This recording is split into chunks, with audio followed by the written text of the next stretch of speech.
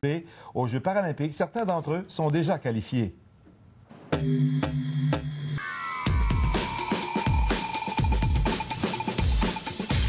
Plusieurs jours par semaine, Lynn Tremblay grimpe 3 escaliers pour pouvoir s'entraîner dans les locaux désaffectés de la CS Brooks à Magog.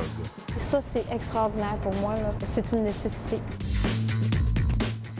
Pendant 3 heures, elle lance des centaines de flèches.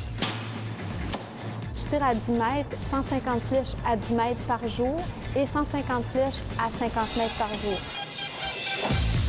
On doit tirer une moyenne de 300 flèches par jour, 6 jours sur 7. Être qualifié déjà pour les Jeux lui enlève beaucoup de pression. Donc là, dans le fond, j'ai pas besoin de me préoccuper d'aller chercher la sélection et ensuite d'aller aux Jeux. Donc là, c'est très agréable parce qu'on sait qu'on a beaucoup de temps pour pouvoir se préparer en vue des Jeux. Diane Roy n'est pas officiellement qualifiée, mais à moins d'une catastrophe, elle sera à Londres dans les épreuves de 400, 800, 1500, 5000 et dans le marathon. 5 médailles d'or, c'est peut-être un peu beaucoup, mais si je pouvais en ramener 2, je serais très, très, très satisfaite. Là. À l'âge de 41 ans, elle ne parle pas de retraite, mais peut-être d'un ralentissement après Londres. On va voir. On va prendre ça année après année. Je veux pas arrêter complètement, mais j'aimerais ça ralentir.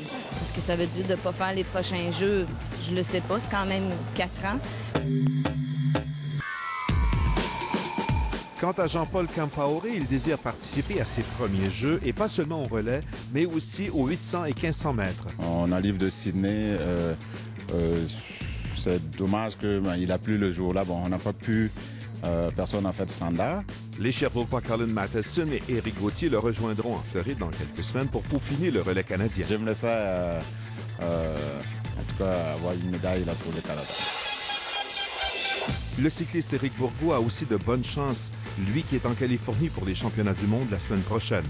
Mais mis à part Lynn Tremblay en tir à l'arc et Lynn Bessette de Knowlton, championne mondiale en paracyclisme tandem avec Robbie Walden, tous ces athlètes doivent passer par le processus de la qualification. Jean Harel, Radio-Canada, Sherbrooke.